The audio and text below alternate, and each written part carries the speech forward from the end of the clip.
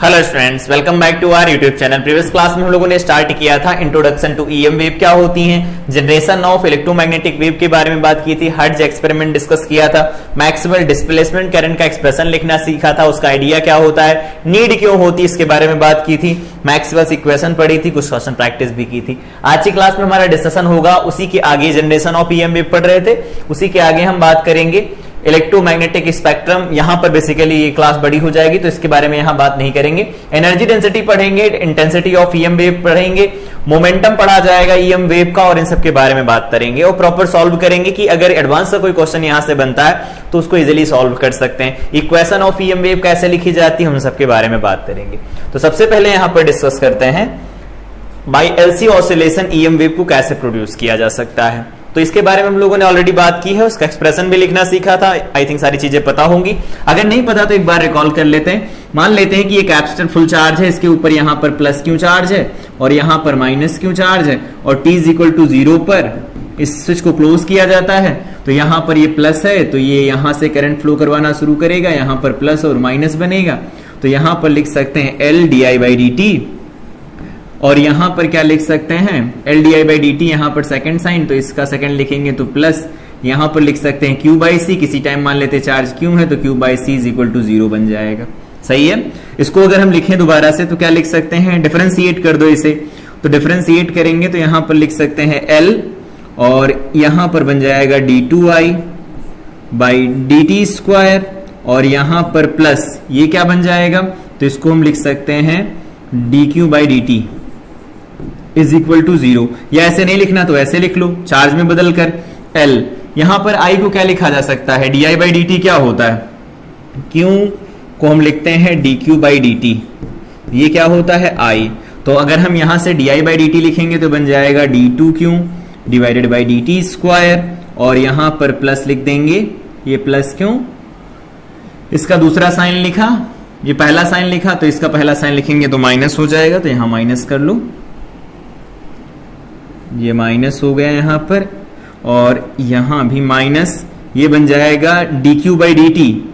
तो ये क्यों लिखा गया है तो यहां पर बन जाएगा q डिवाइडेड बाय में c is equal to 0, l से डिवाइड करवा दो तो यहां आया था d2q/dt² माइनस 1/lc इनटू में बना था q इज इक्वल टू 0।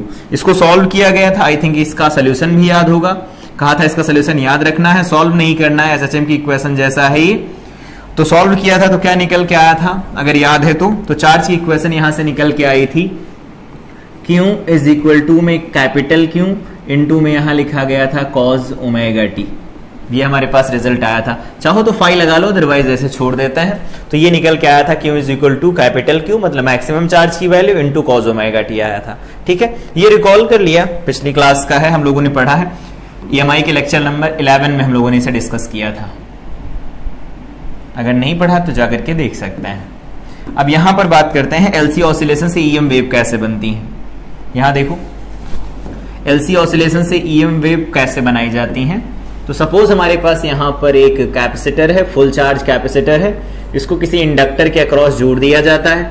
तो इंडक्टर के अक्रॉस जोड़ेंगे तो क्या होगा, कैपेसिटर अगर फुल चार्ज होता है तो इसका पोटेंशियल है मैक्सिमम, तो उस केस में यहां पर मान लेते हैं प्लस क्यू चार्ज, यहां पर माइनस क्यू चार्ज है, इसकी कैपेसिटेंस C, इसका इंडक्टेंस L दिया गया है। ये चार्ज देने के लिए मरा जा रहा है, लेकिन जैसे जैसे चार्ज फ्लो करवाना शुरू करेगा इंडक्टर सर्किट के अंदर, इंडक्टर करंट के चेंज होने का अपोज करेगा, और करंट के चेंज होने का अपोज करेगा तो उस केस में यहां पर करंट बनेगी एक। तो यहां पर ये क्या है, t इज इक्वल टू 0 पर ऐसा होगा। और बात करते हैं t की वैल्यू अगर t/4 हो जाए, टाइम t/4 हो जाए टाइम पीरियड का, तो उस केस में ये हो जाएगा डिस्चार्ज, ये हो जाएगा फुल्ली चार्ज, और फुल्ली चार्ज हो जाएगा तो मान लेते हैं इसकी जो मैग्नेटिक फील्ड लाइंस बनेंगी कुछ इस तरह से बनेंगी।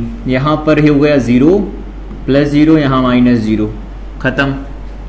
यहां पर अब आ गया half Li², half Li, I क्या होगा, मैक्सिमम होगा इस टाइम, याद होगा इस I की मैक्सिमम वैल्यू लिखना सीखा था, Q², capital Q² divided by में 2C, इसी को लिखा जाता था हाफ L I मैक्सिमम का स्क्वायर। तो I मैक्स का स्क्वायर लिख दो, हाफ से हाफ कैंसिल हो जाएगा, तो यहां से L की वैल्यू क्यों, I मैक्सिमम की वैल्यू जो निकल के आएगी उसे लिख सकते हैं हम Q डिवाइडेड बाई में रूट ओवर LC।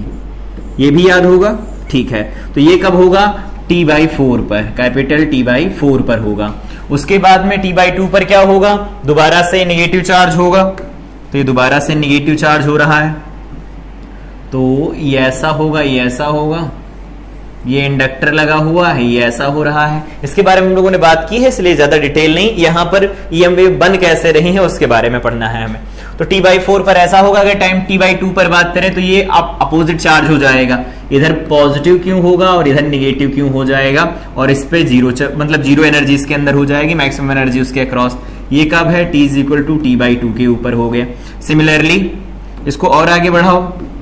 अगर हम इसको और आगे बढ़ाते हैं तो क्या बनेगा? अब दोबारा देखो, यहां पर ये फिर अनचार्ज हो जाएगा और ये फिर से चार्ज होगा। ये अनचार्ज हो गया, यहां पर चार्ज 0 है, Q = 0 हो गया। यहां पर फिर से मैक्सिमम एनर्जी हो गई। ये किसकी बात कर रहे हैं? T में 3T/4 पर बात कर रहे हैं, ऐसा, ठीक है। और फाइनली क्या होगा? ये दोबारा अपोजिट डायरेक्शन में जाके चार्ज होगा, तो पहली कंडीशन बन जाएगी +Q -Q, और यहां पर ये इंडक्टर है, ये बन जाएगा। आई थिंक ये चीज समझ में आई होगी। यहां पर ये फुल चार्ज है, इसके अक्रॉस 0 है, यहां पर ये 0 है, ये चार्ज हो जाएगा अपोजिट डायरेक्शन में। उसके बाद ये 0 होगा, तो यहां पर चार्ज हो गया, ये भी हो गया 0, एनर्जी यहां हो गई 0। यहां पर देख रहे होंगे जो LC ऑसिलेशन हो रहा है, कंप्लीट साइकिल बनाया है ना, ये वैल्यू कब की है? T = कैपिटल T की बात कर रहे हैं तब के लिए है ये। इस पूरे ऑसिलेशन के अंदर यहां पर क्या है? चार्ज देखो कम या ज्यादा हो रहा है। चार्ज अगर कम ज्यादा होता है तो चार्ज की इक्वेशन हम लोगों ने लिखना सीखा है, क्या लिखी जाती है? तो चार्ज की इक्वेशन लिखी जाती है Q = में capital Q cos ωt। SHM की इक्वेशन sin ωt आती थी जब यहां पर प्लस होता था, यहां माइनस होता तो cos ωt आता है, डिस्कस किया था हम लोगों ने। तो Q की वैल्यू हमारे पास ये निकल के आई। और अगर हम बात करें कैपेसिटर की प्लेट के बीच में चार्जेस जो होते हैं, या कह सकते हो जो फील्ड होता है बेसिकली, वो कितना लिखा जाता है? इधर ही बात करते हैं। तो फील्ड इधर लिखा जाता है। हमारे पास Q का एक्सप्रेशन निकल के आया, कैपिटल Q साइन क्यों cos ωt, और ओमेगा की वैल्यू कितनी लिखी जाती है? 1/√LC। याद होगा टाइम पीरियड कितना लिखते थे? 2π√LC लिखा जाता है, ठीक। सॉल्व कर दें इसे, तो सॉल्व करेंगे तो क्या बनेगा? यहां से हमें चाहिए field, electric field inside capacitor. Capacitor के अंदर जो फील्ड बनेगा वो कैसा होगा? देखो यहां चार्ज, देखो टाइम का फंक्शन है। चार्ज अगर टाइम का फंक्शन है मतलब चार्ज टाइम के साथ वेरी करेगा, और चार्ज अगर टाइम के साथ वेरी करेगा तो याद होगा इलेक्ट्रिक फील्ड कैपेसिटर की प्लेट के बीच में क्या लिखते थे? σ/ε0। तो ये हो जाएगा Q डिवाइडेड बाय में A/ε0 बनेगा। एक की वजह से Q/2A/ε0, दूसरे की वजह से Q/2A/ε, दोनों एक ही डायरेक्शन में होंगे, ऐड हो जाएंगे, ठीक है। यहां पर जो लिखा गया है ये ठीक है। तो 1/A, ये क्या लिख रहा है? 1/A, ये A बन जाएगा, और यहां पर ε0 बनेगा, और Q की वैल्यू ये उठा के यहां रख दो, तो ये बन जाएगा Q cos ωt बनेगा, ठीक। सॉल्व करते हैं इसे, तो यहां से E का एक्सप्रेशन बन जाएगा कैपिटल Q डिवाइडेड बाय में A/ε0। ये इलेक्ट्रिक फील्ड की मैक्सिमम वैल्यू हो गई, यहां पर बन जाएगा cos ωt, ठीक है। ये इलेक्ट्रिक फील्ड का एक्सप्रेशन निकल के आया, और इलेक्ट्रिक फील्ड का एक्सप्रेशन निकल के आया तो हम मैग्नेटिक फील्ड का एक्सप्रेशन यहां से निकाल सकते हैं। अगेन देखो यहां पर जो इलेक्ट्रिक फील्ड है वो टाइम का फंक्शन है। इलेक्ट्रिक फील्ड फंक्शन है किसका? टाइम का। और अगर इलेक्ट्रिक फील्ड टाइम का फंक्शन है तो अगर हम मैक्सवेल की पोस्टुलेट्स की बात करें तो उन्होंने अपनी जो इक्वेशन दी थी, उन्होंने कहा था ईएम वेव शुड एग्जिस्ट करनी चाहिए, एग्जिस्ट होनी चाहिए उनका। अगर उनका एग्जिस्टेंस है तभी हमारी इक्वेशंस वैलिड हैं, अदरवाइज नहीं है। बाद में हर्ड ने एक्सपेरिमेंट करके उनको बनाया, प्रूव हो गया कि हाँ ये वैलिड है। तो यहां पर जो ई आ रहा है वो टाइम का फंक्शन है, और मैक्सवेल के अकॉर्डिंग अगर बात करें तो टाइम के फंक्शन अगर इलेक्ट्रिक फील्ड होता है तो वो क्या बनाता है? मैग्नेटिक फील्ड बनाता है, और डिस्प्लेसमेंट करंट बनती है। तो यहां पर ऐसे लिख देते हैं ना कि अगर हमें यहां पर इस वाले केस में अगर लिखना होता है, ये E निकल के आ गया, हमें निकालना है B, तो B निकालेंगे किसी R डिस्टेंस पर कंडक्टर है, इसमें करंट फ्लो कर रही है, तो अगर हम बी निकालते हैं कि बी कितना बनेगा, तो इसे लिखेंगे mu naught I divided by में 2 पाई आर लिख सकते हैं। तो बी इज इक्वल टू में mu naught upon 2 pi R लिख सकते हैं। और आई की वैल्यू क्या लिखी जा सकती है, अगेन इसे हम D Q by D T लिख सकते हैं, ठीक है। और यहां पर dq बाई dt लिखना चाहो तो dq बाई dt डायरेक्ट लिख लो यहां से उठा करके। अगर ऐसा नहीं लिखना है तो यहां पर डिस्प्लेसमेंट करंट लिख देते हैं id, और id का एक्सप्रेशन क्या होता है, तो b इज इक्वल टू देखो म्यू नॉट डिवाइडेड बाई में 2 पाई आर, और यहां पर लिख सकते हैं डिस्प्लेसमेंट करंट, वो होता है epsilon naught d phi e over dt लिखा जाता है, ये बनेगा। सॉल्व कर दें तो b इज इक्वल टू बन जाएगा mu naught epsilon not divided by में 2 पाई आर, और यहां क्या बनेगा, तो यहां पर लिखेंगे इसे d ऑफ dt, यहां पर e इंटू ए बन जाएगा। तो e की वैल्यू कितनी हमारे पास, q upon a epsilon not cos omega t, तो ये हो गया e इंटू ए, तो यहां पर a लिख देंगे, तो a से ये देखो a कैंसिल हो जाएगा। सॉल्व कर दो तो b की वैल्यू निकल के आएगी म्यू नॉट एप्सिलॉन नॉट, सही है, सही है। और यहां पर q बाहर चला आएगा, यहां पर लिख सकते हैं 2 पाई आर, और यहां पर कॉस का बन जाएगा साइन ओमेगा टी, ओमेगा लिख दो और साइन ओमेगा टी लिख देते हैं, और यहां पर माइनस साइन भी बन जाएगा। तो देखो b भी क्या निकल के आया है, टाइम का फंक्शन निकल के आया, और जब b खुद टाइम का फंक्शन निकल के आता है तो b जब चेंज होता है तो इलेक्ट्रिक फील्ड बनता है। तो यहां से देखो टाइम वेरिंग इलेक्ट्रिक फील्ड था, इसने मैग्नेटिक फील्ड बनाया, डिस्कस किया था ना, और ये फील्ड लिखा कहां गया है, तो ये फील्ड लिखा गया, इधर भी बात कर लेते हैं।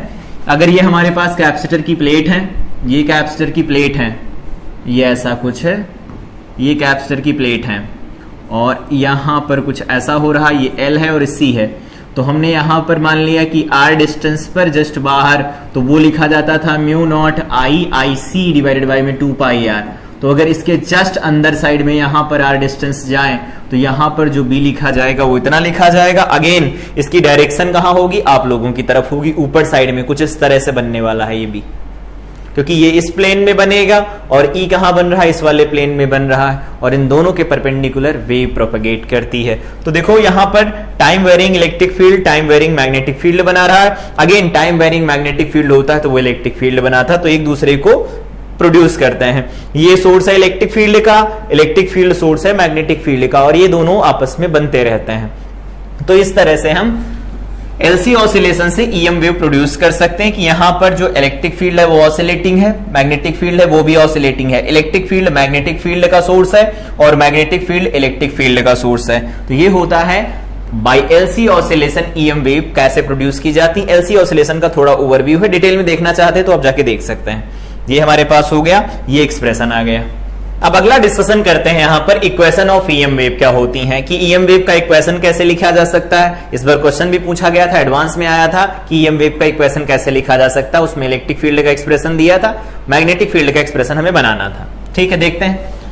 यहां पर हम कंसीडर करते हैं हमारे पास जो इसकी इक्वेशन लिखी जाती है वो बेसिकली हम प्लेन ट्रांसवर्स वेव के बारे में बात करते हैं। Plane transverse wave, plane transverse wave होती है, उनका एक्सप्रेशन कैसे लिखा जाता है, इन फ्री स्पेस या वैक्यूम, इन फ्री स्पेस और वैक्यूम। फ्री स्पेस या वैक्यूम में उनका एक्सप्रेशन क्या होता है उसको हम लिख रहे हैं। ठीक है, ध्यान रखना। अगर बात करें इलेक्ट्रिक फील्ड जो ऑसिलेट करता है तो जनरली इलेक्ट्रिक फील्ड का एक्सप्रेशन लिखा जाता है ई नॉट, यहां लिखते हैं साइन ओमेगा, यहां T minus X divided by में सी लिखा जाता है। इन जनरल ऐसा एक्सप्रेशन देते हैं। और लगा के अगर लिखें तो इसको ऐसे भी लिख सकते हैं, ई इज इक्वल टू में ई नॉट, यहां पर लिख सकते हैं साइन ओमेगा टी माइनस, यहां पर लिख सकते हैं ओमेगा बाई सी इंटू में एक्स लिखा जाता है। ठीक है, और लगा के आगे लिख दो तो ई इज इक्वल टू में लिखा जाता है E naught sine omega T minus के एक्स लिख देते हैं। और अगर हम यहां से बात करें कि ये हमारे पास एक्सप्रेशन तो निकल आया, हम ये यूज करना चाहें ये यूज कर सकते हैं, अदरवाइज जो जनरल एक्सप्रेशन होता है यही यूज कर सकते हैं। यहां पर जो के की वैल्यू है, के की वैल्यू 2 पाई बाई लैम्डा ये लिखी जाती है, 1 बाई लैम्डा वेव नंबर होता है, और साथ में यहां पर अगर लिखें के की वैल्यू इस एक्सप्रेशन से तो ओमेगा बाई सी निकल के आ रही है। इस बात का ध्यान रखना, ठीक है। इलेक्ट्रिक फील्ड का एक्सप्रेशन इस तरह से देते हैं, तो मैग्नेटिक फील्ड का इसी तरह से देंगे। और हम लोगों ने पहली क्लास में डिस्कस भी किया था, इन फेज होते हैं कि इनके बीच में कोई फेज का डिफरेंस नहीं होता। तो यहां से अगर बी लिखेंगे तो क्या लिखेंगे, b is equal to B naught sine omega into T minus X divided by में c बनेगा।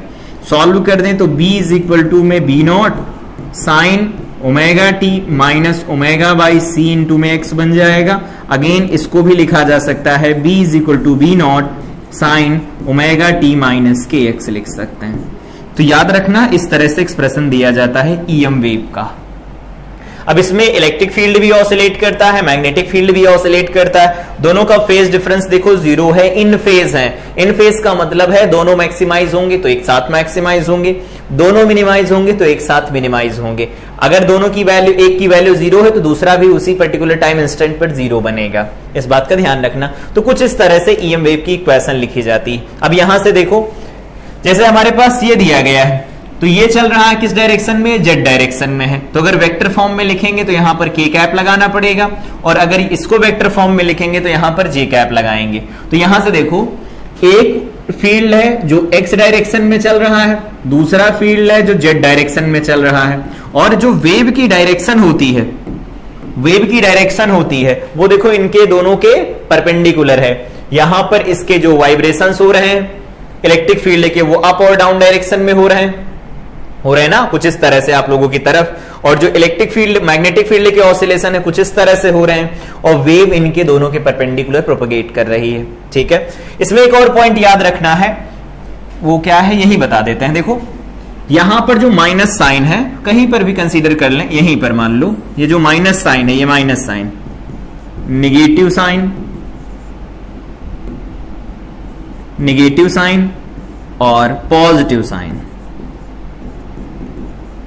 Positive sign. अब ये निगेटिव साइन कब आया होगा, अगर इसमें से इसको माइनस करेंगे, ये वैल्यू अगर प्लस की रही होगी, अगेन ये वैल्यू अगर प्लस की रही होगी तो माइनस जैसा था वैसा ही रहेगा, ऑफ कोर्स रहेगा। तो अगर ये वैल्यू प्लस की थी, इसका मतलब है जब कभी भी इन दोनों के बीच में माइनस साइन लगा होता है तो ध्यान रखना वेव पॉजिटिव एक्स में प्रोपगेट करती है, और अगर पॉजिटिव साइन लगा होगा तो एक्स में माइनस लगाओगे तो माइनस माइनस प्लस हो जाएगा। तो पॉजिटिव साइन का मतलब है वेव निगेटिव एक्स में प्रोपगेट कर सकती, जरूरी नहीं है एक्स और वाई में ही हो, वो जेड में भी प्रोपगेट कर सकती है, एक्स में भी कर सकती है। यहां पर एक्स में कर रही थी एक्स डायरेक्शन में तो एक्स के लिए एक्स लिखा गया, जेड में करेगी जेड लिख देंगे, और के में करेगी तो के लिखा जाएगा। मतलब वाई में करेगी तो वाई वाला टर्म आएगा, और जेड में करेगी तो जेड वाला आएगा। एक्स में कर रही थी तो ऐसा लिखेंगे। साइन ध्यान रखेंगे, अगर यहां पर निगेटिव साइन है इसका मतलब है जो भी यहां पर लिखा गया होगा कोऑर्डिनेट, उसकी पॉजिटिव डायरेक्शन में वेव प्रोपगेट कर रही है, और अगर यहां पॉजिटिव होगा इसका मतलब उसकी निगेटिव डायरेक्शन में प्रोपगेट कर रही है वेव। ये जनरल आइडिया है इक्वेशन ऑफ ईएम वेव के बारे में। हमें कम से कम इतनी बातें याद होनी चाहिए, इस बात का ध्यान रखना। इस पर क्वेश्चन भी बना था, कैसे सॉल्व करना है वो हम लोग अगली क्लास में डिस्कस करेंगे, लेकिन इसके की पॉइंट्स हैं जो यहीं पर पढ़ लेते हैं। अब यहां पर ये हो गया इक्वेशन ऑफ ईएम वेव। अगला डिस्कशन है हमारा relation between E and B in EM wave. E और बी में रिलेशन क्या होता है ईएम वेव के लिए, तो ये रिलेशन पहले से भी पता है, लिखना चाहें तो लिख सकते हैं कि क्या लिखा जाता है, ई इज इक्वल टू में बी इंटू में सी लिखा जाता है। लिखते हैं, ऑफ कोर्स लिखते हैं, ऐसा लिख देते हैं हम,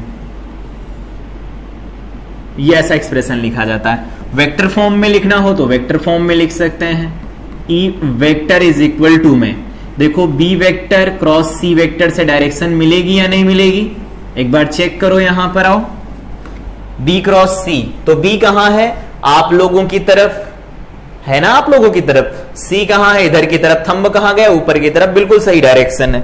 इसका मतलब हमारे पास फार्मूला तो ये है। तो अगर कोई जेईई का क्वेश्चन बनता है तो इस फार्मूले से हो जाएगा, लेकिन अगर इसे प्रूफ करना हो ऑफ कोर्स प्रूफ कर सकते हैं। कैसे, देखो कंसीडर करते हैं यहां पर हम एक प्लेन,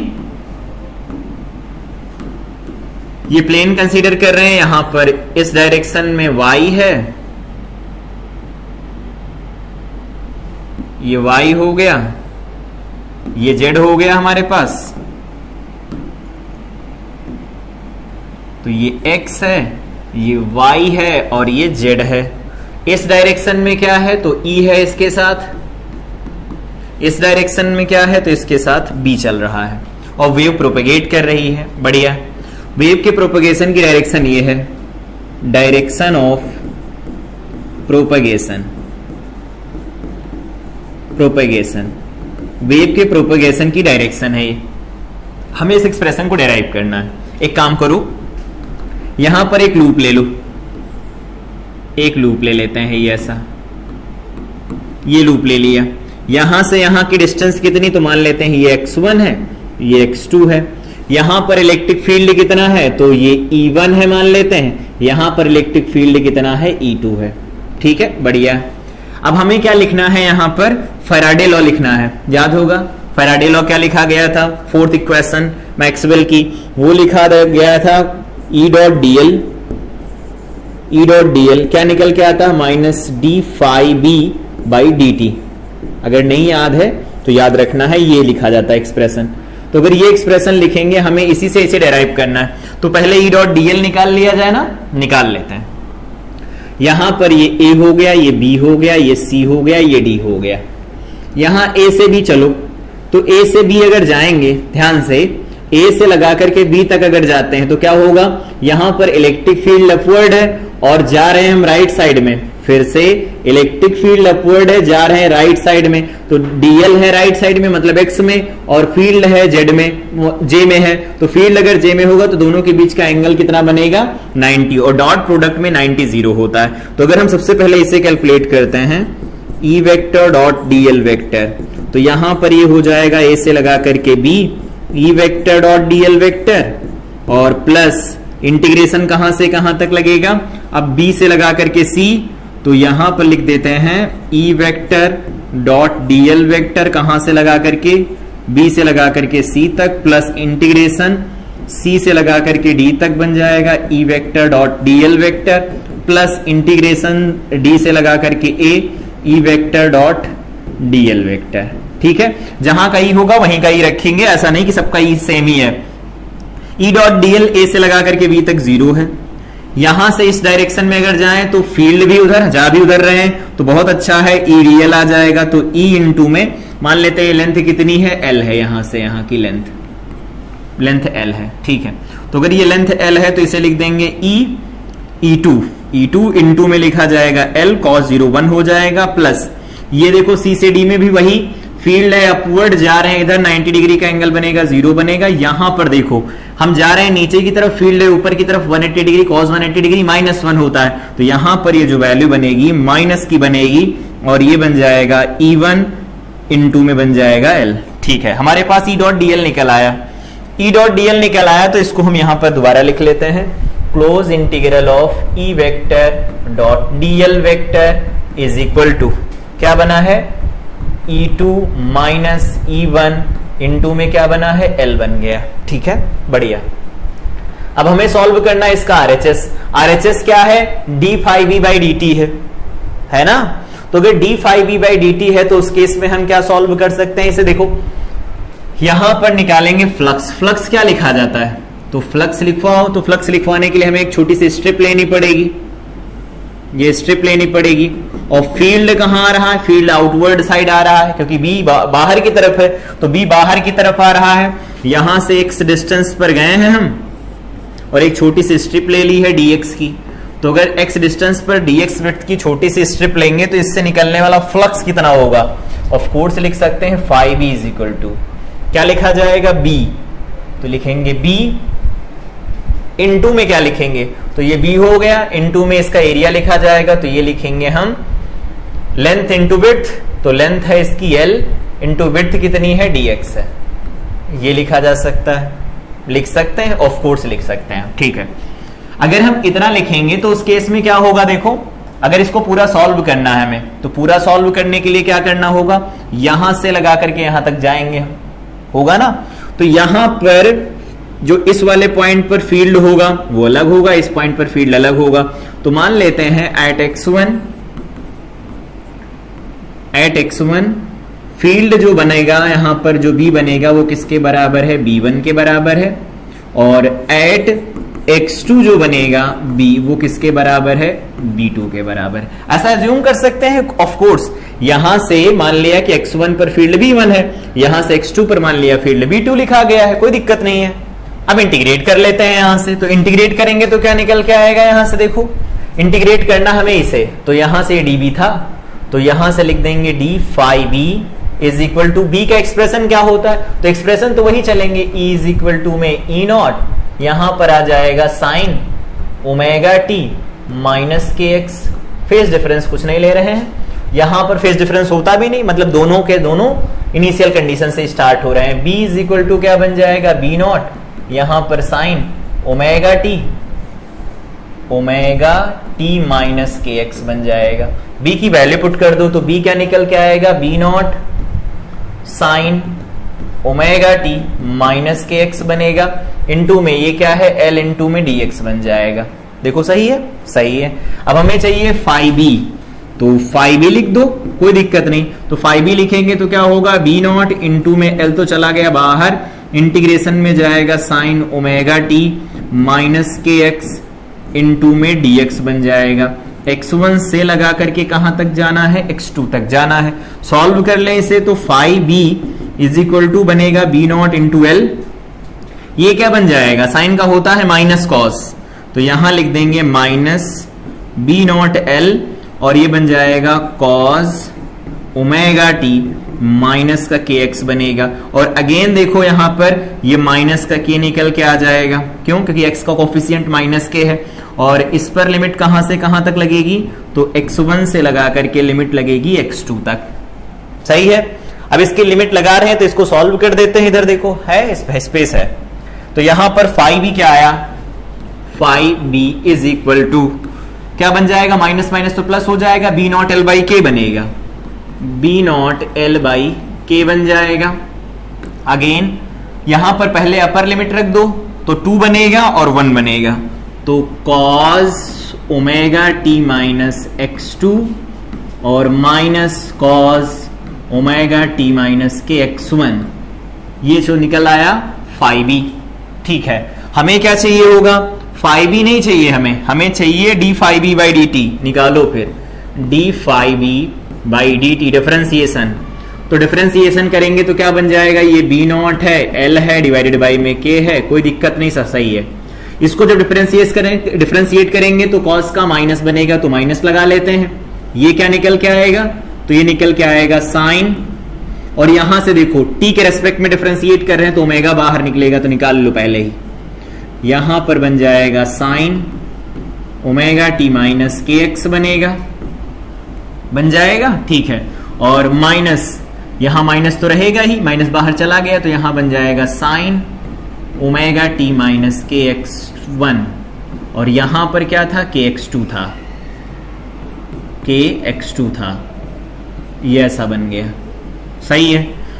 अब हमें क्या चाहिए, माइनस से मल्टीप्लाई करा दो तो minus D phi B by D T बन जाएगा, जिसको अगेन हम बराबर करने वाले हैं, तो ये बन जाएगा B naught L omega divided by में के, यहां पर क्या बन जाएगा साइन ओमेगा टी माइनस के एक्स 2 और माइनस साइन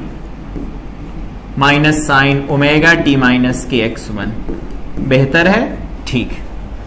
चलो दोनों साइड कैलकुलेट हो चुके ना, तो एक साइड निकल के आया है E2 minus E1 into L, तो इसकी जगह पर लिख सकते हैं E2 लिखा जाएगा, तो क्या लिखेंगे, E not sine omega T minus के एक्स 2, तो E2 हो गया, और माइनस E1 लिखा जाएगा साइन ओमेगा टी माइनस के एक्स 2। देखो दोनों बार लिख दिया गया, सही है। और इनटू में क्या था, L था, देख लो एक बार, इनटू में L लिखा गया है, इज इक्वल टू में राइट साइड में जो लिखा इसी को लिख दो, तो ये बन जाएगा B naught L omega divided by में बनेगा के, और सॉल्व कर दें इसे तो यहां पर बन जाएगा साइन ओमेगा टी माइनस के X 2 into minus sine omega T minus के एक्स 1। ठीक है, यहां से देखो ये पूरा ब्रैकेट इस पूरे ब्रैकेट से कैंसिल हो रहा है, यहां से देखो ये जो L है इस L से कैंसिल हो जाएगा। अब जो बचा वो लिखवा दो, इधर क्या बचा रह गया, उधर बचा रह गया E naught is equal to में राइट साइड में क्या लिखा गया, B naught omega divided by में क्या बनेगा, k बन जाएगा। और याद है k की वैल्यू क्या लिखी गई थी, ओमेगा बाई c लिखी गई थी। यहां पुट कर दो तो E naught is equal to B naught into omega, और इसकी वैल्यू c लिखेंगे तो क्या लिख सकते हैं, c डिवाइडेड बाई में ओमेगा, ओमेगा से ओमेगा कैंसिल हो जाएगा, तो यहां से E नॉट का एक्सप्रेशन आ गया, बी नॉट इंटू में c आ जाएगा। ऐसा नहीं है कि ये केवल और केवल एम्पलीट्यूड पर ही वैलिड है, मल्टीप्लाई कराना चाहो तो मल्टीप्लाई करा दो साइन ओमेगा टी माइनस के एक्स से, तो इधर बन जाएगा E naught sine omega T minus के एक्स, और यहां पर बन जाएगा B naught sine omega T minus के एक्स, और इनटू में क्या बनेगा, इनटू में बनेगा c, तो ये क्या लिखा गया है, e लिखा गया है, ये लिखा गया है b, इनटू में c लिखा जाएगा। तो प्रूफ इंपॉर्टेंट उतना नहीं है, लेकिन एडवांस के हिसाब से अगर कोई इससे रिलेटेड पॉइंट पूछा जाता है तो उसको यहां से डिस्कस कर सकते हैं कि अगर हम इस इक्वेशन को लगाना चाहें, फोर्थ इक्वेशन मैक्सवेल की, तो वो कैसे लगती है, उसका ये पूरा कॉन्सेप्ट होता है। फार्मूला अगेन है, मेन के क्वेश्चन इससे हो जाया करेंगे, कोई दिक्कत नहीं है, पर एडवांस के क्वेश्चन के लिए हमें इन चीजों का डिटेल आना जरूरी है कि अगर कोई भी जो यहां पर पॉइंट है वो एडवांस में क्वेश्चन के फॉर्म में पूछा जा सकता है, या फोर्थ इक्वेशन मैक्सवेल की लगानी पड़ जाए तो उसका अप्रोच क्या होगा, तो ये दिया गया है। यहां पर लिखना होगा तो लिख देना, ये किसके अकॉर्डिंग है, फैराडेज लॉ के अकॉर्डिंग हम लोगों ने ये प्रूफ किया है। ठीक है, अगला है speed of EM wave. Speed of EM wave क्या लिखी जाती है, तो पहली क्लास में भी डिस्कस किया था, स्पीड ऑफ ईएम वेव क्या लिखते हैं। तो अगर बात करते हैं इन फ्री स्पेस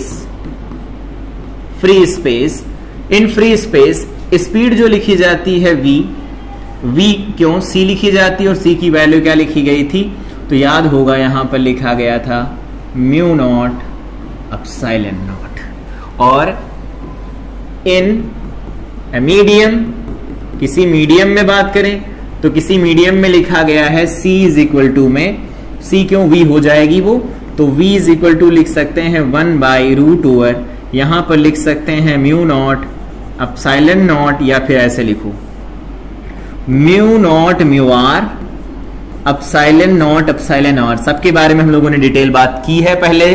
तो यहां पर अगर इन दोनों को डिवाइड करते हैं तो बन जाएगा c by V is equal to, c by V लिखोगे तो क्या लिखेंगे, वो c हो गया, ये v हो गया, इसको लिखा जा सकता है 1 डिवाइडेड बाई में root over mu naught epsilon naught बनेगा, इज इक्वल टू, यहां पर ऐसा बन गया, इनटू में लिखेंगे तो क्या लिख सकते हैं, square root over mu naught mu R epsilon naught epsilon R लिख सकते हैं। डिवाइड किया है जस्ट, और कुछ नहीं। तो यहां से c डिवाइडेड बाई में v क्या लिखा जा सकता है, तो यहां पर ये दोनों तो कैंसिल हो गए, तो यहां पर बचा म्यू आर अपसाइलन आर, ये इतना बचा रह गया। याद होगा इसी को कहा जाता है रिफ्रैक्टिव इंडेक्स, बेसिक आइडिया तो होगा। इसके तुरंत बाद हम लोग स्टार्ट करने वाले हैं ऑप्टिक्स। तो रिफ्रैक्टिव इंडेक्स है ये, क्लास 10th में तो थोड़ा बहुत आइडिया लिया होगा। ये रिफ्रैक्टिव इंडेक्स है, इसको हम म्यू या फिर हम n से डिनोट करते हैं। ठीक है, ये रिफ्रैक्टिव इंडेक्स हो गया। तो किसी पर्टिकुलर मीडियम में जो स्पीड ऑफ वेव होती कुछ इस तरह से लिखी जाती। लेकिन अगेन ये फार्मूला है, तो फार्मूला कहां से आया, प्रूफ करना है, कर सकते हैं। आओ कैसे प्रूफ कर सकते हैं, तो यहां पर हम लगाएंगे एम्पियर्स लॉ। एम्पियर्स लॉ जो कहता है उसको करते चले जाते हैं। यहां पर ये एक्स डायरेक्शन है, ये यहां पर ई है, और इधर आ गया बी। यहां पर हमें एक लूप लेना है, क्लोज लूप, क्योंकि एम्पियर का नियम क्लोज लूप के लिए लगता है। तो क्या करते हैं, एक आप लोगों की तरफ आता हुआ प्लेन ले लेते हैं, कुछ इस तरह का प्लेन है, सपोज ये कोई ऐसा प्लेन, ये ऐसा प्लेन। तो अगर ये ऐसा प्लेन लिया जाएगा तो इसके दोनों पॉइंट पर फील्ड भी अलग अलग होगा, क्योंकि बाहर की तरफ आता हुआ फील्ड है। तो वो प्लेन इस तरह से ले लो, शायद दिखने में थोड़ा ठीक लगे, कुछ इस तरह का प्लेन हमें लेना है। ये आप लोगों की तरफ आता हुआ प्लेन है, ये कितने पर है, x1 पर है, ये कितने पर है, x2 पर है ना। तो ये x1 हो गया, x2 हो गया। अब हमें सॉल्व करना है इसे, x1 x2 हो गया। यहां पर जो फील्ड है वो कितना है, b1 है, यहां पर फील्ड दिया गया है वो b2 लिखा गया। अब हमें यहां पर एम्पियर्स लॉ लगाना है, तो एम्पियर्स लॉ लगाओ, नाम लिख दो पहले a b c d। Ampere's law क्या कहता है, b डॉट dl, निकालते चले जाओ b डॉट dl। तो यहां पर अब डायरेक्ट लिखेंगे, ज्यादा टाइम वेस्ट नहीं करना है। मान लेते हैं यहां से यहां तक की लेंथ कितनी दे रखी है, दैट इज l दे रखी है। होगा ना। तो अगर हम बी डॉट डी एल निकालेंगे तो क्या करेंगे, मान लो हम ए से बी की तरफ गए, ए से बी की तरफ गए तो जा रहे हैं इधर, फील्ड है हमारी तरफ, बाहर की तरफ आता हुआ ना, दोनों के बीच का एंगल 0 बनेगा। चलो 0 हो गया, ये ए बी वाला हो गया।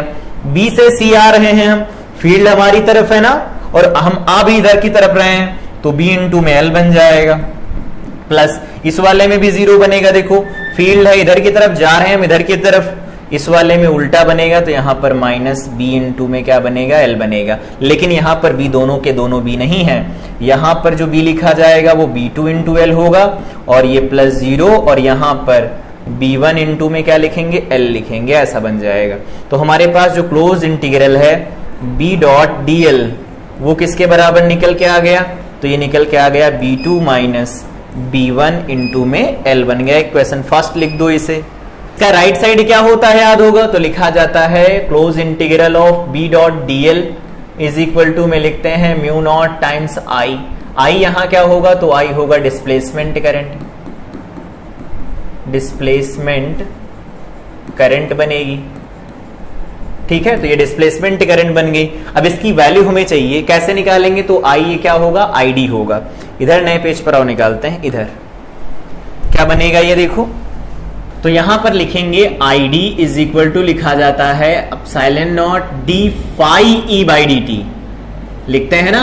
तो यहां पर हमें इलेक्ट्रिक फ्लक्स अब निकालना पड़ेगा, तो इलेक्ट्रिक फ्लक्स निकालेंगे, तो यहां फिगर में आओ पहले। इलेक्ट्रिक फ्लक्स निकालने के लिए स्ट्रिप लेंगे, जैसे अभी लिया, एक स्ट्रिप ऐसी ले लूं, ये छोटी सी स्ट्रिप है, dx की स्ट्रिप हो गई, और यहां पर जो फील्ड बनेगा वो E बन जाएगा। तो क्या लिख सकते हैं इसे, लेंथ L दे ही रखी, तो फाई E लिखेंगे, तो कहेंगे E बन जाएगा, तो E की value E not sine omega T minus के एक्स, जनरल इक्वेशन यही लिख के चलते हैं हम। तो फाई इज इक्वल टू ये बन गया E इंटू में A लिखेंगे, तो L इंटू में dx बन जाएगा, तो ये क्या आया, डी फाई E आया। अब इसी को हमें डिफरेंशिएट करना है, तो अगर हम सॉल्व करते देखो फाई ई क्या बनने वाला है, फाई बन जाएगा, देखो ई नॉट बाहर चला आएगा, एल बाहर चला आएगा, यहां बन जाएगा साइन ओमेगा टी माइनस के एक्स बनेगा, और यहां पर बन जाएगा dx। इंटीग्रेशन कहां से कहां लगेगा, तो इंटीग्रेशन में स्ट्रिप यहां से शुरू होगी, यहां तक जाएगी, तो x1 से लगा करके x2, x1 से x2 तक। तो फाई ई हमारे पास क्या निकल के आया है, ई नॉट इंटू एल, ये क्या बनेगा, साइन का होता है माइनस कॉस, तो माइनस बाहर निकाल लेते हैं, यहां लिख देंगे कॉस ओमेगा टी माइनस के एक्स, ठीक है, और माइनस यहां पर बन जाएगा कॉस ओमेगा टी, एक मिनट, के X 2 minus cos omega T minus के एक्स 1, ठीक है, ये बेहतर है, ठीक। और यहां पर कोफिशिएंट एक्स का कितना है, तो माइनस के है, माइनस के को बाहर निकाल लो, देखो प्लस में वैल्यू निकल आई।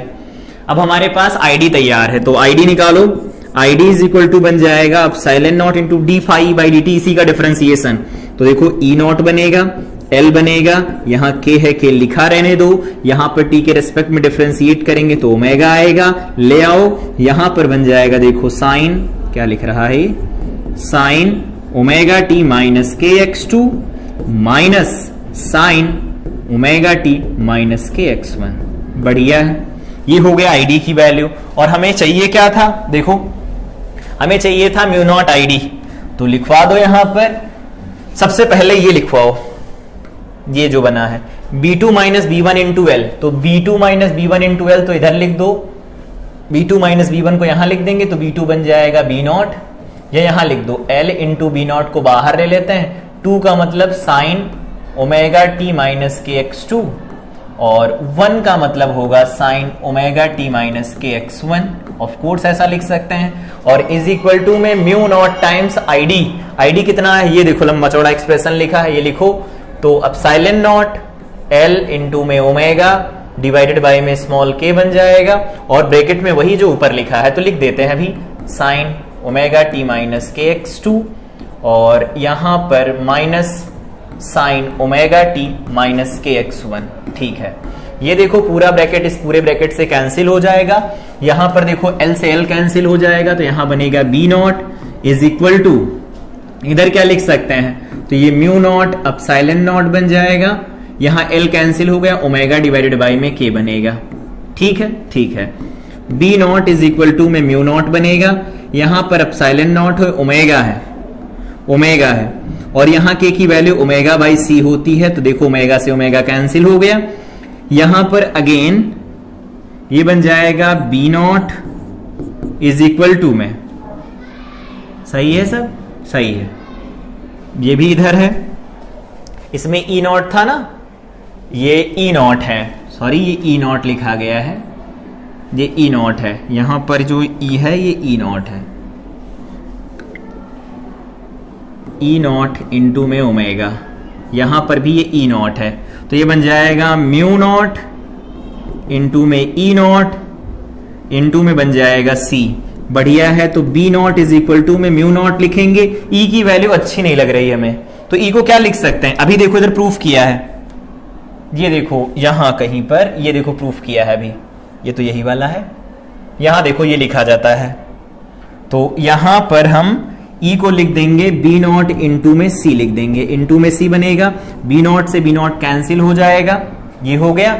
और एप्सिलॉन नॉट भी तो था, एप्सिलॉन नॉट भी था, सब छूट रहा है, ई नॉट एप्सिलॉन नॉट लिख लो, एप्सिलॉन नॉट भी था, यहां पर लिख देते हैं एप्सिलॉन नॉट इंटू में एप्सिलॉन नॉट इंटू में एप्सिलॉन नॉट, देख लेना यही आया, ठीक। तो यहां से देखो सी स्क्वायर निकल के आ गया, इधर बात कर लेते हैं, तो C square is equal to किसके बराबर आ जाएगा, देखो one by mu naught into में एप्सिलॉन नॉट, तो सी क्या आया, वही तो निकल के आया, square root over mu naught into epsilon naught. देखो कितना इजी है, निकाल सकते हैं, नहीं निकालना तो याद रख सकते हैं। ये जब हम लोगों ने मैग्नेटिज्म स्टार्ट किया था तो भी बायो-सावर्ट लॉ जब पढ़ रहे थे तो भी डिस्कस किया था, तो अगर याद रखना चाहो तो ऐसे याद रखो, प्रूफ करना हो तो एम्पियर्स लॉ लगा के कैसे प्रूफ किया जा सकता है वो यहां से डेरिवेशन है, ठीक है, क्योंकि हर एक चीज को हम लोग डिटेल पढ़ने वाले हैं कि कहां से क्वेश्चन बन जाए इसका कुछ पता नहीं। अगला है energy density of EM wave, कैसे लिखी जाती है उसके बारे में बात करते हैं। तो मान लेते हैं कि यहां पर ये है डायरेक्शन ऑफ प्रोपेगेशन एक्स है, यहां पर ई है और इधर क्या दिया गया हमारे पास बी है, वेव प्रोपेगेट कर रही है। तो यहां पर अगर एक कोई छोटा सा रीजन लिया जाए,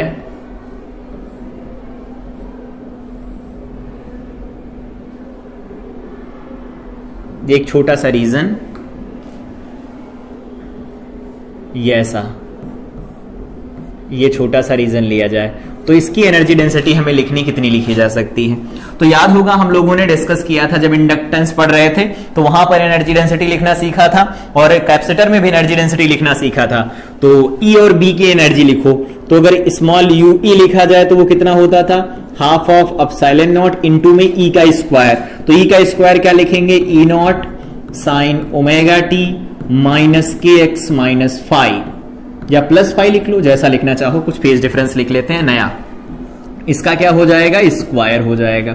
और अगर हम यहां से यू बी लिखना चाहें तो क्या लिख सकते हैं, हाफ ऑफ, यहां पर लिखते थे बी का स्क्वायर और डिवाइडेड बाय में म्यू नॉट, तो म्यू नॉट यहां लिख दो, बी का स्क्वायर लिखोगे तो B naught sine omega T minus के एक्स और यहां पर प्लस फाइव लिख लेते हैं, इसका हो जाएगा होल स्क्वायर बनेगा।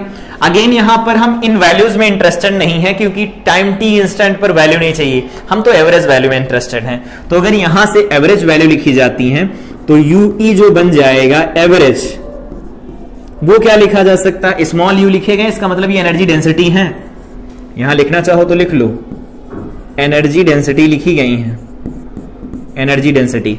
तो ये कितना बन जाएगा, तो यहां पर बन जाएगा half of epsilon naught into में ई नॉट का स्क्वायर आ गया, इंटू याद होगा साइन स्क्वायर हो या कॉस स्क्वायर हो, एसी जब स्टार्ट हुआ था तभी डिस्कस किया था, इसकी जो एवरेज वैल्यू होती है वो हाफ लिखी जाती है। नहीं निकालना है, मतलब डायरेक्ट याद रखना है तो निकाल लो, स्क्वायर करके इसका एवरेज कैसे निकाला जाता है, तो इंटीग्रेशन लगा देना, जीरो से लगा करके T sine square omega T divided by में डी टी, जीरो से लगा करके टी, सॉल्व करके निकालेंगे, यही आएगा। ये क्या निकल के आ गया, तो 1/4 एप्सिलॉन नॉट इंटू में ई नॉट का स्क्वायर बन गया, ठीक है। एक बात याद होगी, अगर हम इसकी आरएमएस वैल्यू लिखना चाहते हैं, ई आरएमएस, तो ई आरएमएस हो जाएगा E naught by root two of course, और बी नॉट लिखेंगे बी आरएमएस तो कितना हो जाएगा, तो ये बन जाएगा B naught by root two, लिख सकते हैं, सॉल्व कर देते हैं। तो इसको ऐसे लिखा जा सकता है, देखो हाफ ऑफ एप्सिलॉन नॉट, यहां लिख सकते हैं ई नॉट बाई रूट टू का होल स्क्वायर, ऐसा लिख सकते हैं कि नहीं, बिल्कुल लिख सकते हैं। तो अगर ऐसा लिख सकते हैं तो इसे लिख सकते हैं half of epsilon naught into में ERMS का स्क्वायर बन जाएगा। ERMS की जगह पर कहीं कहीं पर E भी लिखा होता है इफेक्टिव वैल्यू, तो हम जानते हैं इफेक्टिव वैल्यू RMS वैल्यू होती है, ये बन गया। अगर हम इसकी एवरेज वैल्यू लिखते हैं, UB की एवरेज वैल्यू स्मॉल u और b है, ये हाफ बन जाएगा, यहां पर म्यू नॉट बन गया, इसका स्क्वायर करेंगे तो b नॉट का स्क्वायर आ जाएगा, इंटू इसकी एवरेज वैल्यू भी हाफ आ जाएगी। सॉल्व करेंगे तो बन जाएगा b नॉट का स्क्वायर डिवाइडेड बाय में 4 म्यू नॉट बनेगा। ये जो फार्मूले आए हैं ये वाले याद रखना कि ऐसा नहीं है कि नहीं याद रखना है, एम्पलीट्यूड के फॉर्म में फार्मूले हैं ये। तो इसको क्या लिख सकते हैं, तो लिखेंगे b नॉट, या ऐसे लिखो, इसे लिखते हैं 1/2 म्यू नॉट, यहां पर लिख सकते हैं इसे b नॉट बाई √2 का होल स्क्वायर, तो इसे लिख सकते हैं b RMS का स्क्वायर डिवाइडेड बाय में 2 म्यू नॉट। याद रखना है, बिल्कुल याद रखना है।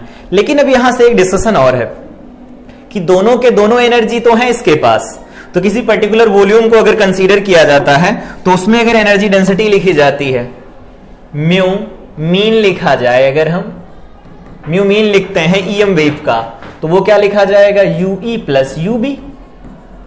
UE कितना निकल के आता है, तो ये देखो लिखा गया है हाफ ऑफ, या पहले चलो ये लिख देते हैं 1/4 एप्सिलॉन नॉट इंटू में E नॉट का square plus 1/4 times mu naught. यहां क्या लिख सकते हैं, तो यहां लिखा जा सकता है B नॉट का स्क्वायर। सही है। अगर हम यहां से सॉल्व कर दें, इसे ऐसे नहीं लिखना तो हाफ लिख सकते हैं, एप्सिलॉन नॉट लिख सकते हैं, ERMS का स्क्वायर लिख सकते हैं, प्लस 1/2 म्यू नॉट लिख सकते हैं, यहां पर BRMS का स्क्वायर लिख सकते हैं। दोनों तरह से लिख सकते हैं। एक क्वेश्चन यहां पूछा जाता है, आंसर तो अपना निकल आया, जो चाहिए था वो मिल गया, हमें मीन वैल्यू चाहिए थी एनर्जी डेंसिटी की, वो यहां से मिल गई। लेकिन यहां पर एक क्वेश्चन पूछा जाता है खासकर बोर्ड के अंदर कि प्रूफ करो कि इलेक्ट्रिकल एनर्जी जो होगी यहां पर मैग्नेटिक एनर्जी के बराबर है। प्रूफ कर लेते हैं, क्या है देखो, तो हाफ ऑफ यहां पर एप्सिलॉन नॉट इंटू में ERMS का स्क्वायर, बोलो सही है, यही तो है।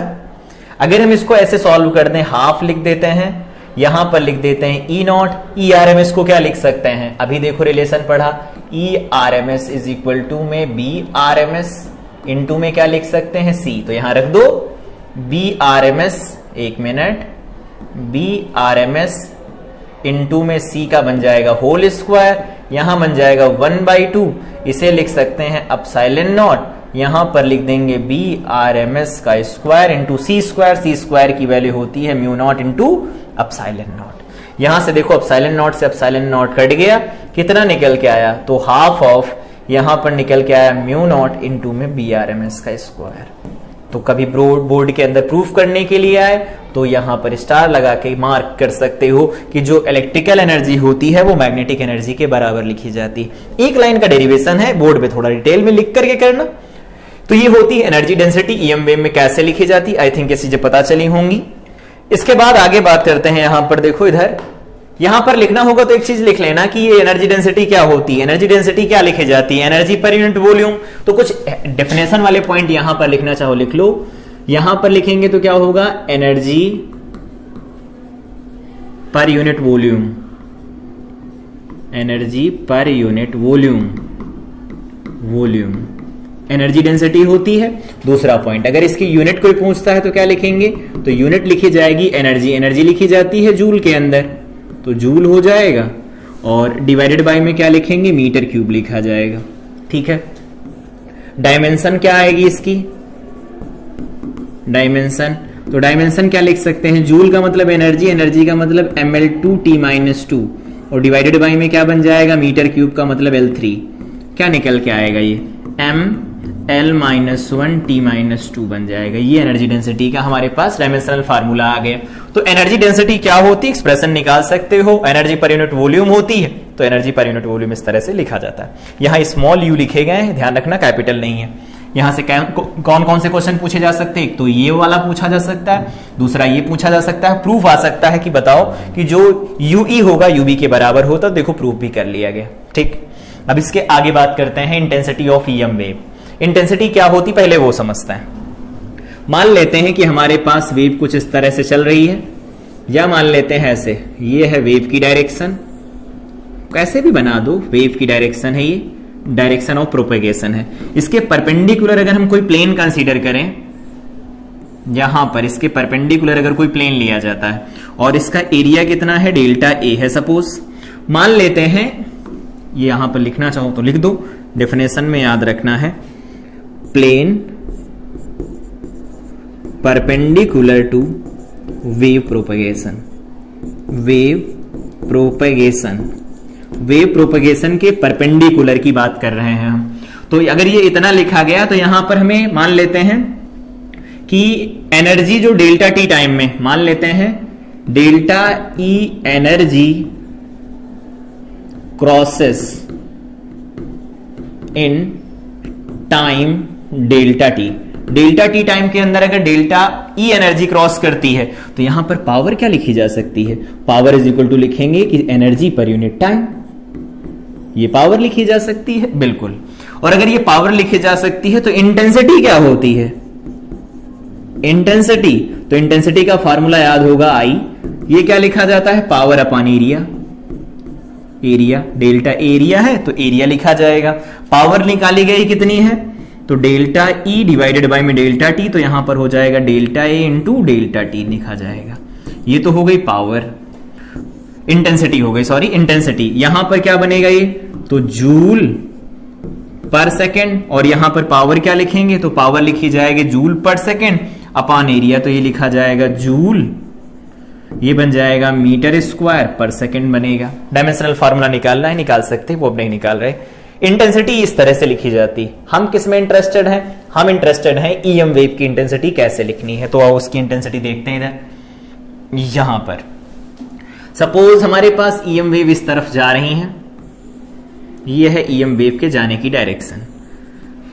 यहां पर हम एक सिलेंड्रिकल हाइपोथेटिकल सिलेंडर कंसीडर करते हैं। कोई हाइपोथेटिकल सिलेंडर है ऐसा, या ऐसा मान लेते हैं ये कोई हाइपोथेटिकल सिलेंडर है।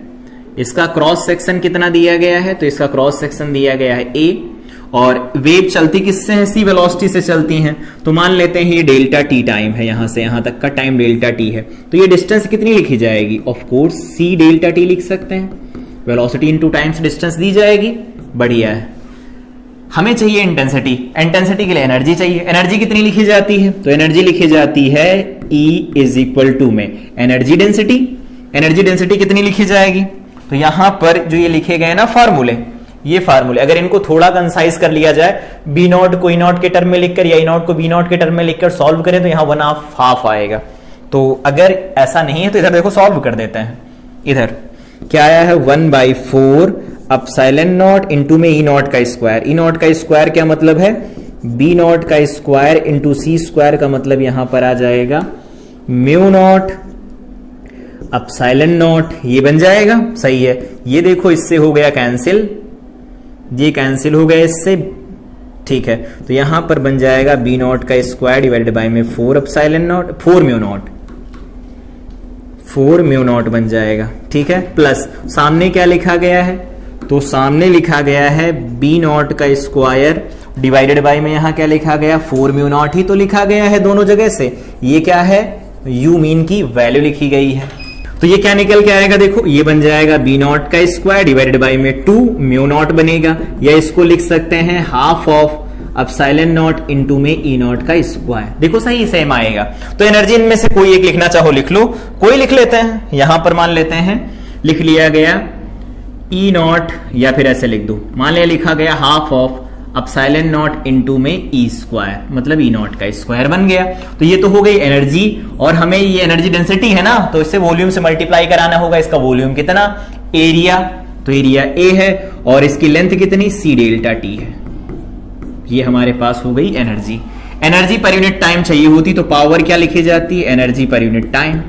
डेल्टा टी टाइम में कितनी आई है, डेल्टा ई एनर्जी मान लेते हैं, तो ये लिखी जाएगी डेल्टा ई।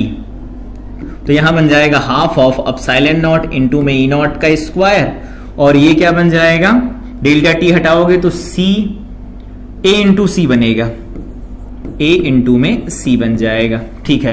तो इंटेंसिटी क्या लिखी जाएगी, intensity power per unit time, तो पावर लिखी जाएगी half epsilon not E not का स्क्वायर ए इंटू में सी, डिवाइडेड बाय यहां क्या लिख सकते हैं, तो डिवाइडेड बाय में एरिया बनेगा।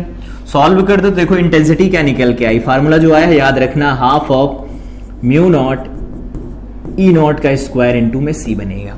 इसको थोड़ा और सॉल्व कर देते हैं, √2 को इसके साथ भेज दो तो अपसाइलन नॉट इनटू में सी बन जाएगा, इसे लिख सकते हैं ई नॉट बाई √2 का होल स्क्वायर। क्या बन गया ये, तो ये बन जाएगा अपसाइलन नॉट इनटू में ई आर एम एस का स्क्वायर इनटू में सी। ये हो जाती है इंटेंसिटी ऑफ ईएम वेव। कितना इजी है, देखो फार्मूला डायरेक्ट नहीं है, रिजल्ट याद रखना वो जरूरी है, लेकिन किस प्रोसेस के थ्रू ये निकाला जाता है वो प्रोसेस भी जरूरी है। तो ये हो गई इंटेंसिटी ऑफ ईएम वेव। अगला यहां पर इंपॉर्टेंट टर्म हो गया, यहां से डेरिवेशन स्टार्ट हुआ, इंटेंसिटी डिफाइन कैसे करते हैं, इंटेंसिटी ऑफ ईएम वेव कैसे लिखी जाती है, ये पॉइंट्स हो गए। अगला इंपॉर्टेंट टर्म होता है जो हमें पढ़ना होता है, पॉइंट सोर्स ईएम वेव के लिए कैसे ये वेरी करती हैं चीजें, ये देखना है। तो मान लेते कोई पॉइंट सोर्स है, इसकी पावर दे रखी है, पावर दैट इज पी, तो इसकी पावर पी दे रखी है।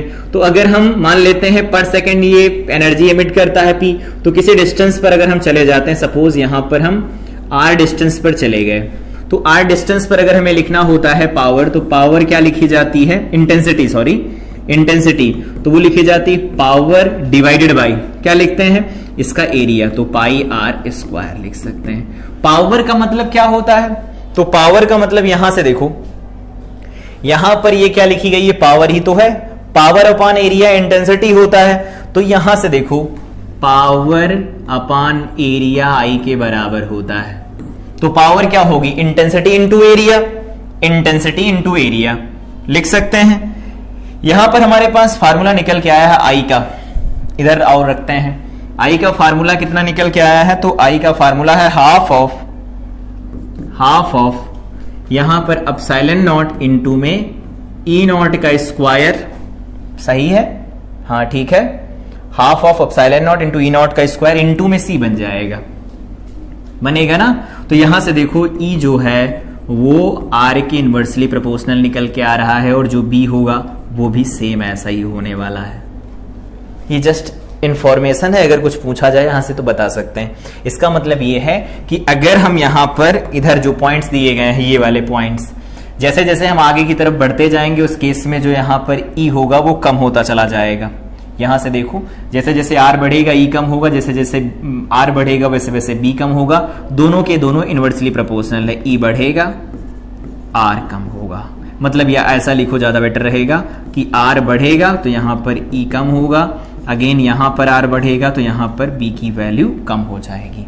तो यहां से पॉइंट सोर्स के लिए हमें ये फार्मूला याद रखना, इंटेंसिटी इस तरह से लिखी जाती है और फार्मूला निकाला वो इस तरह से लिखा जाता। चाहो तो इसे बी नॉट में भी लिख सकते हो इंटेंसिटी को, कोई दिक्कत नहीं है। एक टर्म और याद रखना चाहो तो याद रख सकते हो इसके साथ, कि अगर हम मान लेते हैं ये हमारे पास लाइन दे रखी है, यहां पर ये आर है, ये 2r दिया गया है और ये 3r दिया गया है, तो यहां पर इंटेंसिटी आई नॉट है, तो यहां पर आई नॉट बाई 4 हो जाएगी, यहां पर आई नॉट बाई 9 हो जाएगी। यहां पर क्या होगा, फील्ड अगर ई नॉट है तो यहां पर फील्ड बनेगा ई नॉट बाई 2, और यहां पर जो फील्ड बनेगा ई नॉट बाई 3 बनेगा। यहां बी नॉट बाई 3 भी बनेगा, यहां पर बी नॉट बाई 2 बनेगा और यहां पर बी नॉट बनेगा। जस्ट इंफॉर्मेशन के लिए याद रखना चाहें तो याद रख सकते हैं। तो ये हो गई पॉइंट सोर्स ईएम वेव के लिए कैसे वेरी करता है। ये जो फार्मूला निकल के आया है इंपॉर्टेंट है, चाहो तो यहां से इसको थोड़ा सॉल्व करके वैल्यू भी निकाल सकते हो, ठीक है। पावर के साथ में स्क्वायर रूट लग के आ जाएगी ई की वैल्यू। अगला है पॉइंटिंग वेक्टर क्या होता है। ये पॉइंटिंग वेक्टर कोई अलग से फिजिकल क्वांटिटी नहीं है, दरअसल क्या करता है, ये हमें बताता है, इसका मैग्नीट्यूड हमें इंटेंसिटी बताता है और इसकी डायरेक्शन हमें बताती है डायरेक्शन ऑफ प्रोपगेशन।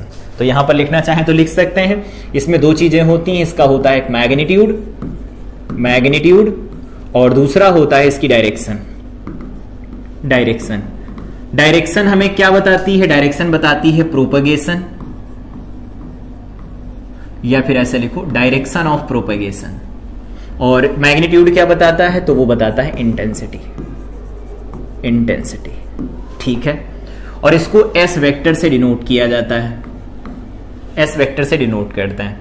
इंटेंसिटी का फॉर्मूला कितना निकल के आया, half of epsilon not into में ई नॉट का स्क्वायर इनटू सी निकल के आया है, ठीक है। डायरेक्शन हमें बतानी, तो डायरेक्शन किस दिशा में आएगी, देखो सबसे पहले यहां आओ, यहां पर डायरेक्शन क्या होगी, क्या लिख सकते हैं, v क्रॉस b लिख सकते हैं।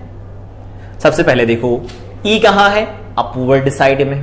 बी कहां है? आप लोगों की साइड में। थंब कहां गया? राइट साइड में, आप लोगों के राइट साइड में गया। तो अगर हम बात करते हैं वी है ऊपर की तरफ, ई है ऊपर की तरफ, बी है आप लोगों की तरफ, तो थंब जा रहा राइट साइड में, मतलब ई क्रॉस बी से इसकी डायरेक्शन दी जा सकती है। तो यहां पर लिखना चाहो तो लिख सकते हो। डायरेक्शन किससे दी जा सकती है? E vector cross B vector के, और डिवाइडेड बाय में यहां पर लिख सकते हैं E vector cross B vector के मैग्नीट्यूड से। तो ये हो गया यूनिट वेक्टर इसकी डायरेक्शन में। इसको हम सी कैप भी लिख सकते हैं, ऑफ कोर्स लिखना चाहे तो लिख सकते हैं। बढ़िया। तो एक यहां से हमारे पास फार्मूला निकल के आया। इंटेंसिटी तो इस तरह से लिखी जाएगी, ये लिख जाएगी इंटेंसिटी। इसको थोड़ा और सही कर देते हैं, लिख दो एप्सिलॉन नॉट सी, और यहां पर लिख देते हैं ई नॉट बाई रूट 2 का होल स्क्वायर। ऐसा लिख सकते हैं, ठीक है। तो यहां पर बन जाएगा एप्सिलॉन नॉट सी, यहां पर बन जाएगा ई आर एम एस का स्क्वायर। तो ई आर एम एस यहां एक लिख देते हैं और ई आर एम एस यहां लिख देते हैं। कोई दिक्कत नहीं, कोई दिक्कत नहीं। ये एप्सिलॉन नॉट सी बनेगा। ई आर एम एस को क्या लिखा जा सकता है? B R M S into में सी लिख सकते हैं, और इंटू में क्या बन जाएगा? ई आर एम एस बन जाएगा। बढ़िया। इसको अगर हम सॉल्व कर दें, इंटेंसिटी ही है, ये इंटेंसिटी है, इसको सॉल्व किया जाए तो क्या लिख सकते हैं? देखो यहां पर बन जाएगा एप्सिलॉन नॉट, ये बन जाएगा सी स्क्वायर इंटू में B R M S into में E R M S, E R M S. ये हमारे पास इंटेंसिटी आ जाएगी।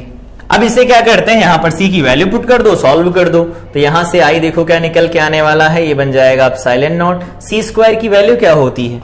वो होती है mu naught into epsilon naught, और यहां पर क्या बन जाएगा? B R M S into में I R M S, E R M S, E R M S. Naught लगा के लिखना चाहो नॉट लगा के लिख लो, कोई फर्क नहीं पड़ता, बस 1/2 और कर देना पड़ेगा। तो यहां से देखो एप्सिलॉन नॉट से एप्सिलॉन नॉट कैंसिल हो जाएगा, यहां बन जाएगा B naught B R M S, B R M S into में ई आर एम एस, और डिवाइडेड बाय में क्या बन जाएगा? म्यू नॉट बन जाएगा। इंटेंसिटी हो गई। हमें क्या चाहिए? इस वेक्टर को लिखना है, लिखवा दो एस वेक्टर इंटेंसिटी। इंटेंसिटी कितनी है? तो वो लिखी गई है, आरएमएस को हम डायरेक्ट बीई लिख सकते हैं, कोई दिक्कत नहीं है, इफेक्टिव वैल्यू है, और डिवाइडेड बाय में म्यू नॉट लिख सकते हैं। और इसकी डायरेक्शन हमें देनी है, डायरेक्शन देनी है। तो डायरेक्शन किस डायरेक्शन में आएगी ये सोच के बताओ, डायरेक्शन किस डायरेक्शन में आएगी? तो मान लेते हैं सी कैप की डायरेक्शन में है।